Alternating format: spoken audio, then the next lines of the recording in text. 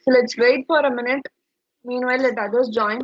And regarding the course plan, let me share the course plan so that you can go through it. Also, I'll be posting the course plan in MS Teams as well as in Google Classroom. You can find it. So this is our course plan for the construction management project elective. And this is the course, I mean, assessment methodology. You'll be having class test 1 for 20 marks and class test 2 for 20 marks. You'll be having assignment for 10 marks. Already we have completed one assignment for 5 mark. You'll be having another one 5 mark assignment that will be at the mid of the syllabus coverage. And next it will be like you have the seminar that will be for 20 marks. And final assessment will be for 30 marks. Is it all okay? So this seminar, like we'll plan to start this seminar from the next week. It will be like I'll give you certain topics. I'll shuffle you into groups. So it is going to be a group seminars, and it's not like attendance order and all. Like I'll tell you which team has to do. Let me float the topics to you, so you can prefer the topic. You can choose your topic on your own. Probably the team members alone, I'll putting you into a team. It will be like both A and B sections combined together. Only it will be there, but you have to work together and based upon the proper output only I'll be rewarding marks. Is it okay? And final assessment you'll be having for 30 as usual from the previous semester. Like similarly you'll be having the same. So you have class test 1 20 marks, class test 2 20 marks, assignment 10 marks, seminar for 20 and final assessment for 30. Let me stop share. I'll post this also in the classroom. You can find it. And here and after, we'll be using only this classroom for taking our regular classes. So it will be easy for me to track the attendance. That's the reason we are shifting it here. And let me start with the class. Okay, there are only 94. Okay, let's start.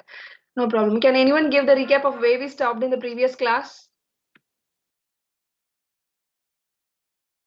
In last class, we saw about the cost of labor turnover, and we Yeah. saw about effect types and strategies to Yes. reduce the labor turnover. Yes, good, Abhishek, very good. So we were into our mid of the labor turnover where we saw the causes and based on the causes, how it is going to affect. So we saw the effects also, and finally we were seeing the strategies to how to overcome all those things. So let me share. So it is okay. Is the screen visible now? Yes, ma'am. Okay. Ma'am. So I wanted all of you to stay muted. If I'm running out of network issues, then you can like immediately stop me there and tell me. So let me recheck and join back. So this were the strategies that we are seeing in our previous class. Strategies to reduce labor turnover. So like what are the needs they have and how you should fulfill them. Like once they are satisfied, only any person, probably an engineer or a mason, whoever is comfortable, whoever is getting so much of benefits, only then they'll be wishing to stay in your firm, else they'll shift to next firm. So you have to make the persons more comfortable by providing allowances, policies, like you have to take care of their health as well as transportation. You have to give them compensation. If there is going to be any accidents, you have to provide them compensation. So all those things should be taken care. Right. Okay. So the management, we'll be continuing from this session.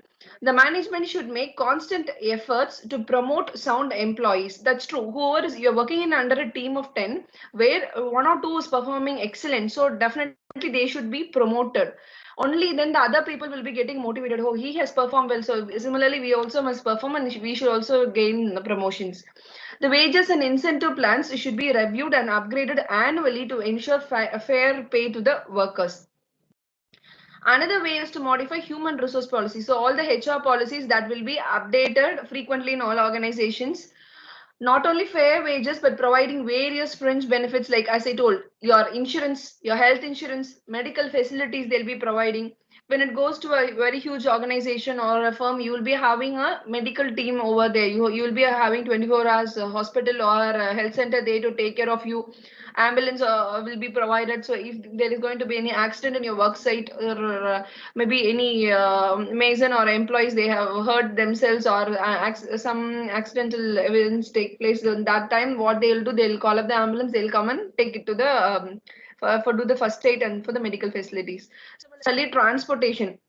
So this like, nowadays in construction sectors also, they are providing transportation facility, because the employees are from different localities of the city, so they are bringing them together to transportation. And if in case you are hiring employees from different states, in that situation you have to provide accommodation also for them. In that situation, they'll be having some quarters type, so they'll be that will be of temporary type, because based upon construction sectors, it is going to be a temporary. Temporary means your accommodation will be temporary, because you will be in a position to finish your project within 2 to 3 years. In that situation, you will be forced to provide them only temporary accommodations. Either they'll be hiring rooms, or they'll be creating the temporary structures for them to stay. So all those basic needs will be satisfied. Exit interviews provide the critical reasons for the labor turnover. So someone is working in your firm, they are not comfortable there, they're leaving your firm. That may be due to their professional reasons or from personal reasons. If it is going to be personal reasons, so that may be their marriage, or that may be, there may be someone ill in their family and they need to take care regularly, so they'll not be coming this long distance to work in your firm. That may be the reason. Some are like due to retirement age. So those all are the parameters why they are getting exiting from your firm. In that situation, you have to conduct some interviews, you have to analyze, so what are the overall performance of your organization, how the organization is taking care, and like it's looking forward for the employees needs, and requirements. All the requirements of the employee should be satisfied, only then the employee will be wishing to stay there. So if I'm working in an organization, I should have some comfortable time for me to work, comfortable team for me to work. If I always have my boss or the manager always shouting at me, will I wish to go daily to that office? Like, though I'll be committed to my work, but I cannot produce my maximum output because of that boss there. So definitely the mindsets and environment will be varying. So we have to provide an exit interview, so that they'll be letting you what is the actual reason, professional reason, and why they are stepping out from your firm. The workplace facilities such as ample ventilation, lighting, drinking water, cleanliness, this should be maintained. So irrespective of the type of organization, this should be always provided to them. So probably your employees will be from different localities where they cannot carry water, or they cannot carry food from that long side. That time you will be able to provide food and water, and you should proper restrooms should be maintained. So these are the basic needs. If you don't have the proper restrooms, will people they'll get some health issues where they'll not be able to work properly. The organization should not overlook labor welfare and implement suitable measures for empowering its human resources. A company's reward and compensation plan should be progressive to motivate and value the high performing workers. The ideas of the ground level workers can improve to be conducive for the organizations. Therefore, they should be encouraged to share their views. Each and every employee, when they are giving, like when they are getting the opportunity to express their views, in that situation, definitely they'll be coming out with good ideas. If you're coming out with good ideas, your boss or your supervisor or your manager is suppressing your idea, he's not giving you an opportunity, you'll not be comfortable there. Like you'll be feeling irritated, you'll be frustrated. Like I'm working so much for my firm, but my firm is not listening to my words. So definitely as an individual, we'll be getting this depression. So we'll be we'll be sourcing for the opportunity to move on to other firm where they are giving space for your ideas, where they are respecting your views. Resolving the conflicts and addressing the complaints or problems of the workers in the workplace develops a healthy environment for everyone. The managers and the supervisors should be unbiased towards their subordinates to deepen and strengthen the bond and understanding. As I told, your supervisor and the manager, they should be cordial. They should be in cordial relationship with their subordinates. Maybe the bottom level, from the bottom levels, that may be your security guards, or maybe your drivers, or maybe your crane operating or lift operating persons there. So they should be in cordial relationship. Like when it comes, like whenever they are shouting at the security, like one day what he'll do, he'll open the door and like he'll open your material stock and he'll run away. He'll not be like wishing to stay there. So the like you should provide safety and comfort to them. Like once they are comfortable with you, the approach, like the way you are expressing, the way you are reacting to them, you are greeting them, that only they'll be feeling comfortable to work in your firm. Every worker looks forward to the growth prospects that the organization provides. Therefore, granting the workers with the promotion opportunities is quite favorable. And for this topic, we are moving to the conclusion that labor turnover rate is usually high in private organizations where a large number of workers are engaged in routine activities that do not require much expertise. So we in a construction organization, like you are going to construct some G+10 building where there are some hundreds, some example you can take, there are some 200 people working. In that situation, all will not be comfortable with your environment. So if you are in your class, all will not be comfortable with your leader. So one may like and one may dislike. So we cannot satisfy all of them. In that situation, it is okay. Like people leaving the organization and moving, that is okay. If the people are frequently moving outside, which means there is going to be some drawback in your organizational structure, that should be taken care. The culture which you're following in the organization, the climate and culture, they simply call it as climate and culture, which means how the entire environment is behaving. If that behavior is not good, definitely they'll walk out of your organization. However, the skills-based organizations try to maintain low labor turnover rate. This is because they have to bear a considerable high cost of turnover if the valuable resources exit the company. That's true. You have a good resource person. If he is not like he was good, but he has some pressure over the professional issues, and if he is forced to move out, then that particular work which he was doing, that will be lagging. He'll not be able to accomplish the task within that stipulated time. And probably again you have to go for your recruitment. You will be like once you are hiring a person also, you need to spend some expenses there. You need your HR team, as well as you need some professional teams to recruit them. So definitely that is going to be again overhead cost. You have to put so much of money to conduct the recruitment process. Next, though a small factor, if the employee orientation process is prominent, then the worker tend to stay with the organization for a more extended period. So this is all related to your labor turnover rate. Now we are moving to the next topic in this unit is staffing, recruitment and selection. Staffing is nothing but choosing the right person. Recruitment is conducting, it is a process of selection of the particular staffs for the suitable jobs. And selection. So we'll see the definition for staffing.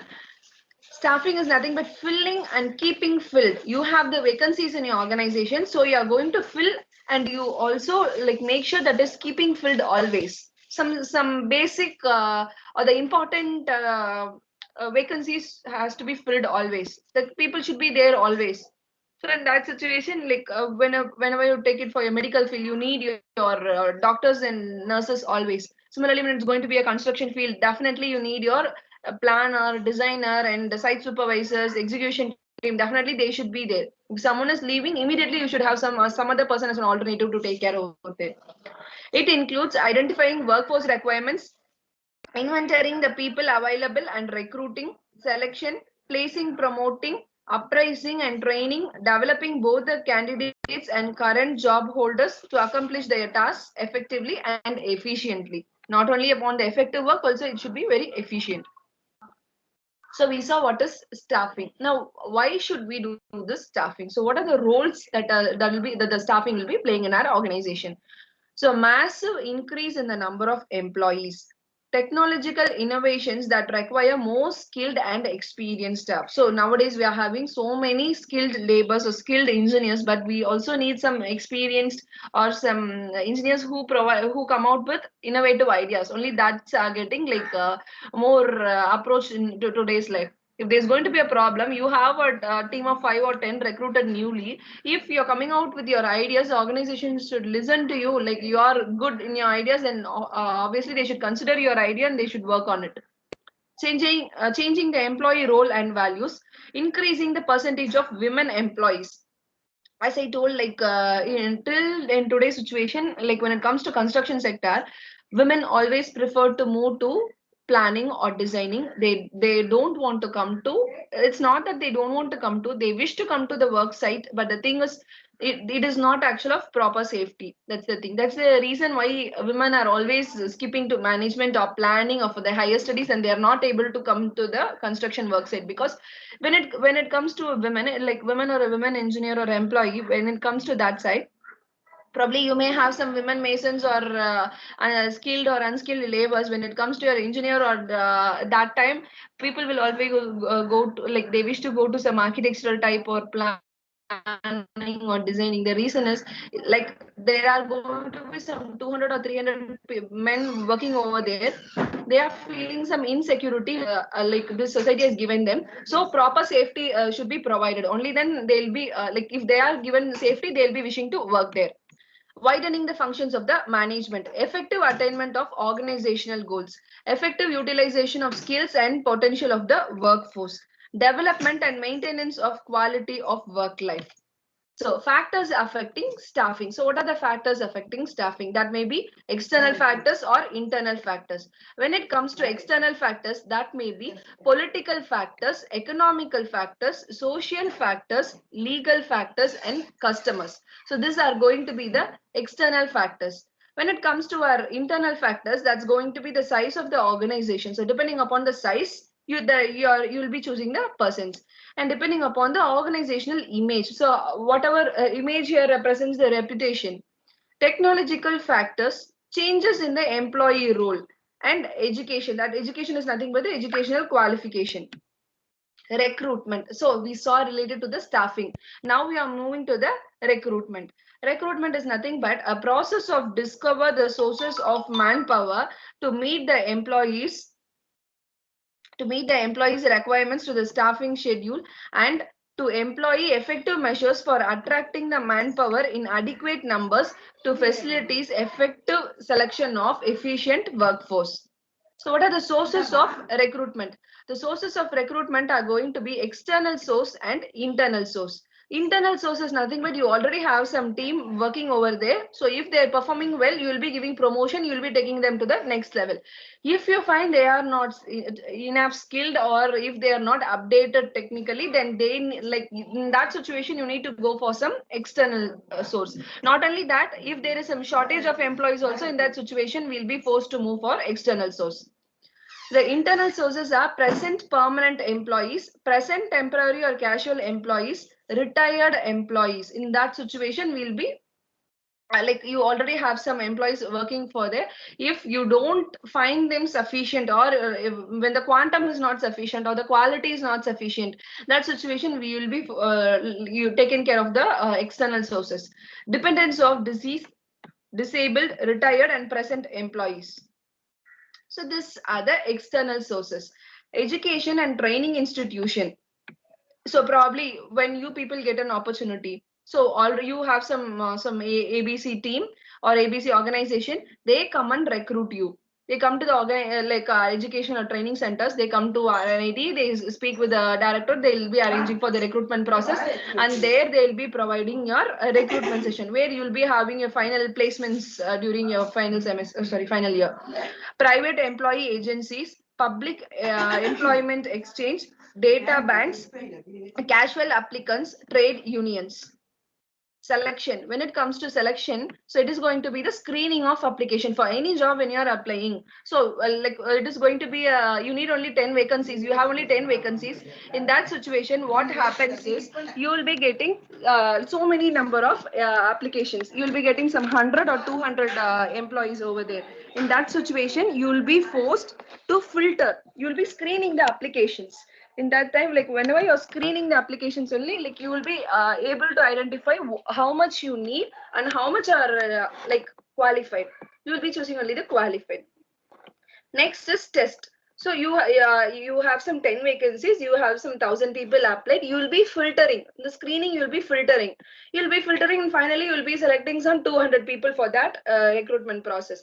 Out of that 200, you will be calling for the test.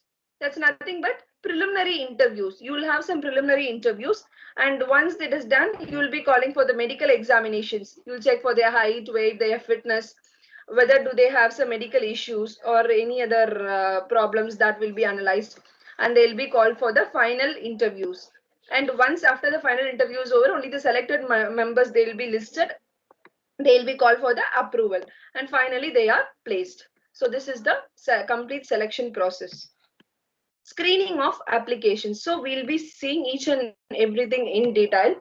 Screening of applications. The received applications in the organization have variety of information about the applicants, like their personal biodata. So when you are applying for a job, what all the things you will mention? Your personal details, your name, your father's name, your mother's name, your contact details, your mail ID, your contact number, your residence, permanent residence address, your educational background. So when you are completing your BTech, you will be mentioning you have completed your BTech. So it's so many CGPAs. Finally, like you will be mentioning like what are your pluses, what are your credits.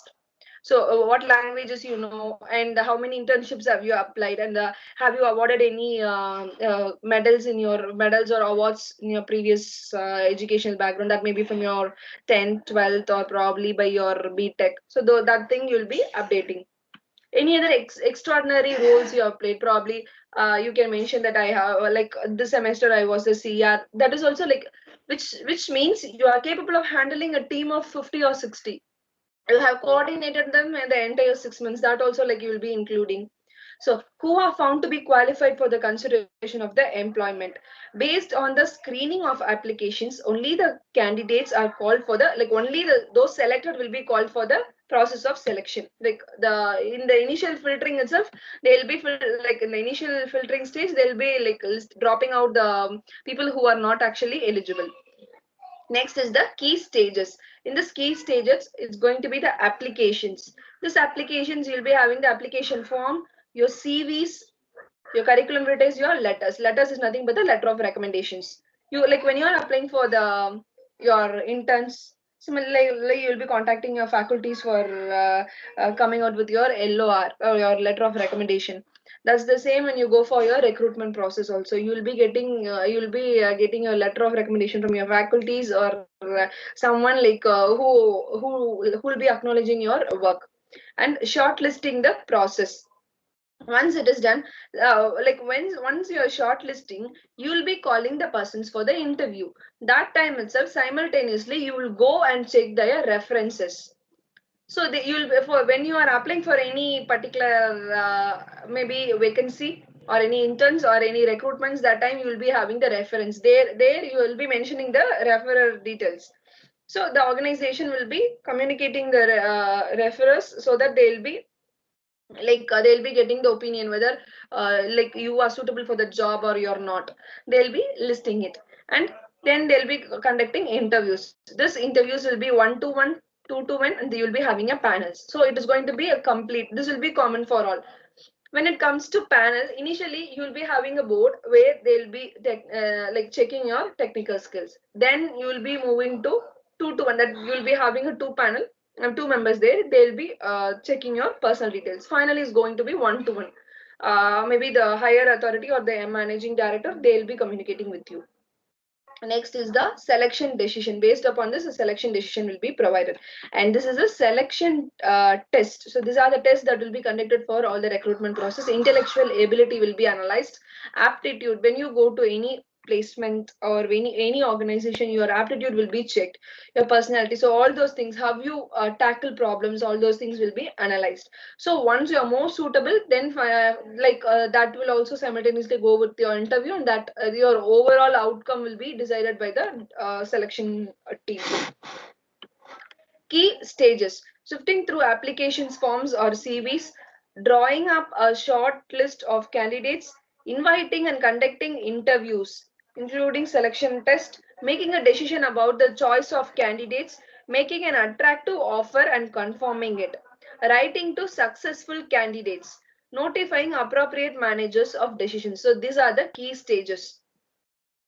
Selection test. So generally, tests are to measure the intelligence, ability, aptitude, physical and mental ability of any individual. So not only like simply like I have some vacancy in my organization, if I'm going to pay some 20,000, will I directly call someone and give the task just like that? I should know how the person, like how much he is capable, he or she is capable of. Only after analyzing the capability of that particular individual based upon the like based upon the intelligence as well as based upon the aptitude, how he handles things. After analysis only I can just go like after all these things are done only I can offer the job to him. So type of test: personality test, aptitude test, and interest test. So preliminary interview. It is a short interview used to size up the candidate. Thus, the preliminary interview is useful as a process of eliminating the undesirable and unsuitable candidates. In that preliminary interview itself, when you're asking their work of scope, they'll be telling you the work of scope. Whether you can make sure whether they are suitable for that particular job, and they'll be telling the area of interest in where like where they wish to work. Next is a reference check. The persons named by the candidate in the application forms are contacted to cross-check the candidate character, performance, and behavior. Reference check used to sincerely will like it will fetch a useful and reliable information to the organization. Medical examination. Certain jobs require certain physical qualities like your clear vision. When it comes to any specific particular job, that time you will be more concentrating on the clear vision, perfect hearing, clear tone of the particular person. Like whenever he's speaking, he should be clear and audible. Tolerance of hard working conditions. Like when this is suitable for our site engineers, they like it will be hard working conditions. Probably it will be wearing to the environmental conditions. So it reveals whether the candidate is fit for the job or not. So this will be determined from the medical examination. Next is a final interview. Final interview is the most essential step in the process of selection. Its purpose is to cross check the information already obtained and to collect additional information regarding the candidate. So in the preliminary interview itself, the team will be deciding whether he may be selected to the next level. Then you will be having the medical fitness, then you will be finally to the final interview. That time they'll be like they'll literally, when you go to any organization, they'll ask you tell about yourself. That time you will be telling your credits or your advantages or what all you can perform, because those things will not be listed out in your curriculum vitae. So you are going to provide some additional information regarding yourself. So that time they'll be able to analyze the extra credits of you. So integration of interest of employees and management. So when it comes to employees interest and management's interest, so when the employee is he is suitable only for the planning, but in that you have only the site execution work. In that situation, what you will be doing, so he'll not be more appropriate to work there.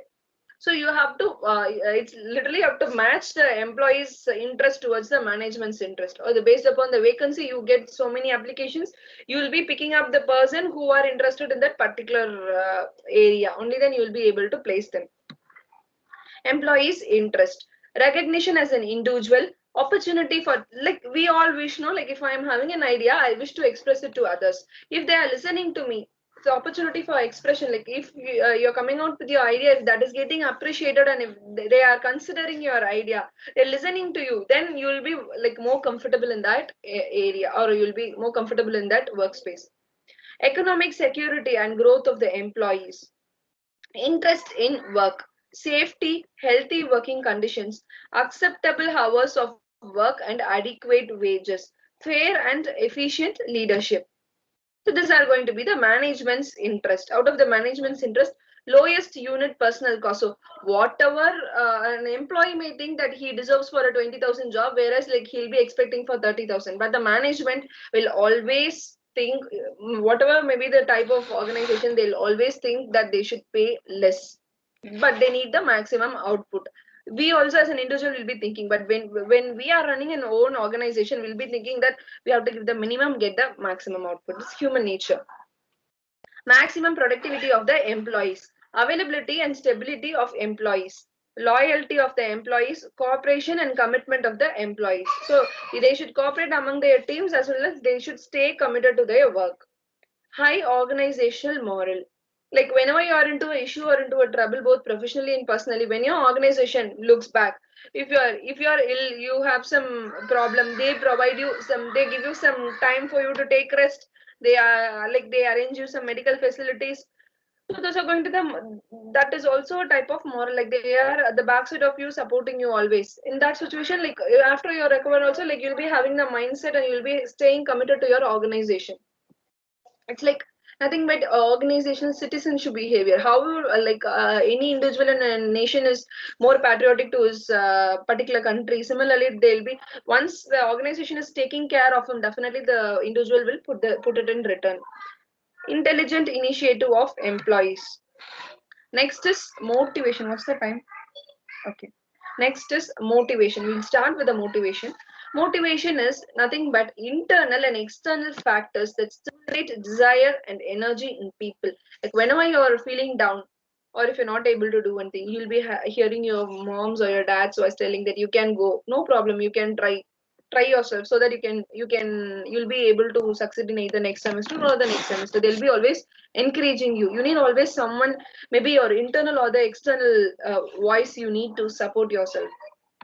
Starting with the internal and external factors that stimulate desire and energy in people. We are all humans, right? So we are not we are not a system or a machine to be like like when the also on mode is, when you're switching it on, like we'll be working effectively, and if you are offing, it's like not like that. So it is depending upon our mindset, upon how we handle things. So we always need some positive energies, and to be continually interested and committed to a role, subject, and or to make an effort to attain a goal. Motivating people is about getting them to move in the direction which is required in order to achieve a result. It is a goal directed behavior. According to Stephen P. Robbins, motivation is defined as the willingness to exert high levels of effort towards organizational goals. So you have some goal for yourself. Similarly, the organization will be having a goal for it.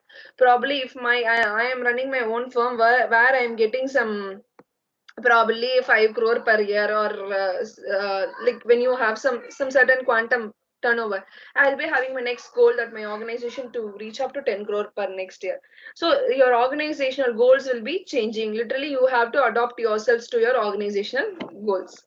Nature and importance of the motivation. So you always need some motivated employees. Helps organization to survive. Motivated employees are more productive, increases the output of the firm, approach of belongingness of the firm. It's like you should always like when you are having some positive environment within maybe your friends or the co-workers or your supervisor, when they are motivating you, in that time you will be feeling so like you'll be feeling you have some moral support over there. When they are listening to you, definitely you will be feeling more comfortable, you will be feeling more relaxed, you will be putting your mind to work. And process of motivation is to establish the goal, take the action, and attain the goal based upon the need. So these are the four major process of the motivation. So let me stop with this here for today's class. Do you have any doubts till this?